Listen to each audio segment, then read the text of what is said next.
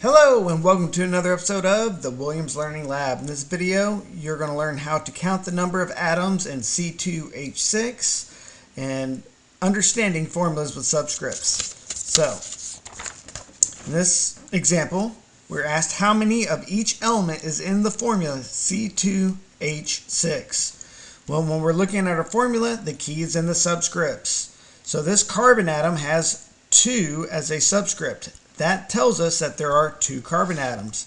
So C equals 2. We have 2 of those atoms. Now for hydrogen, we have a subscript 6. Well, that 6 tells us there are 6 hydrogen atoms.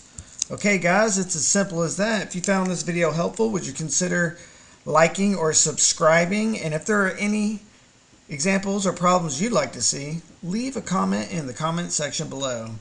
Till next time, keep on learning.